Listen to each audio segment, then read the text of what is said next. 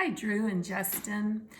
In class on Friday, August 28th, we worked with the types of questions that we learned how to do last year. We also, of course, practiced a little bit more with our vocabulary. And so I'm going to do a little of that with you now, and then we'll get on to the questions, and then there'll be a couple of worksheets for you to do for this class period. So if I tell you, I'm going to give you some Spanish prompts like we're having a conversation, and I want you to answer me back. So the first one, if I say, Buenos dias, what might you say in return? Buenos dias.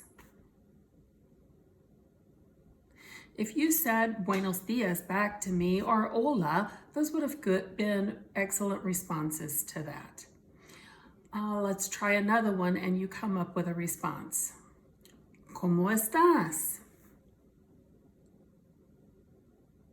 If you said muy bien, gracias, or más o menos, or así, así, or muy mal, all of those would have been good responses to ¿Cómo estás? How are you? Let's see, another one. What if I ask you, ¿Cómo te llamas? If you answered me llamo and then your name, that was a great response. And then what if I'm looking at Dominic Stegman and I say, ¿Cómo se llama el chico? If you answered back, se llama Dominic, then that's a great answer. If you had trouble answering back to any of these, be sure you're going on to Quizlet and practicing with those flashcards to refamiliarize yourself with that vocabulary. We're going to be having a test on the review material in a couple of weeks. So now let's move on to questions. I'm going to be typing some things on my computer screen that I wrote on the board in class. So if you want to look now at my computer screen, the first type of question that we worked with was using interrogative words. And two of the question words, the interrogative words, interrogativos, that we used were que and quién. Do you remember those? So que, if I'm asking about one object, I might say, ¿Qué es? And that's a great question. ¿Qué es? What is it? Remember that literally it means what is, but in English we add the word it. And so if we're translating it, we would say it means what is it? So an answer to that, for example, if I'm pointing at a chair and I say, ¿Qué es? Do you remember what the answer would be? If you said es la silla, you are exactly right. What if I point at, say, the light? ¿Qué es? And hopefully you said the answer is la luz. All right, so you get the idea for how you would answer those questions. That's a type of question you need to be able to answer. We're gonna scroll on down. Another question formed exactly the same way would be ¿Quién es? Who is it?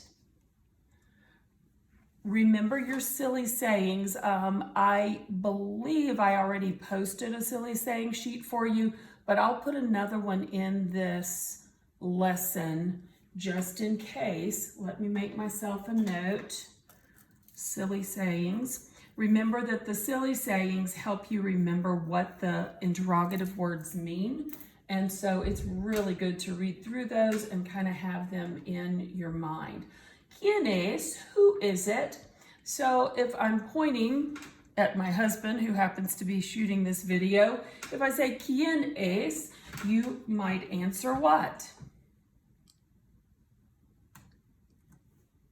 If you said es el hombre, you are exactly right. If I said ¿Quién es? and I'm pointing to a girl in our class, you might say, es la alumna. So that's the way those types of questions work. And of course, we can make them plural, more than one, talk about more than one. Que es would become que son, right? What are they? Son las sillas. Remember that in the answers, everything becomes plural. We're going to talk about the plurals on another day, I believe. So for now, let's just work with the singular ones. And then there's another type of question that we learned how to use, and that was asking a yes or a no question, a sí or a no question, where you get either sí or no for the answer. Do you remember how to make those? So for example, if I'm looking at the chair, we'll use the chair again, and I ask, let me see, es la silla, is it the chair? Es la silla? And then I, of course, what would you answer that if I'm pointing at a chair saying, es la silla, is it the chair? You should say, sí. Es la silla. Oops. Es la silla, and of course we need a comma in here right after sí. Yes, it is the chair. Es la silla, is it the chair? Sí, es la silla, it is the chair. However, if I am pointing at the light and I say, es la silla, how would you answer that? Well, we learned a couple of ways.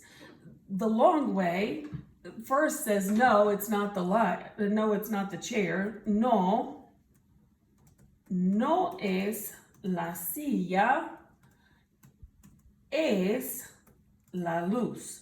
That would be one way to answer it negatively. No, it is not the chair, it is the light.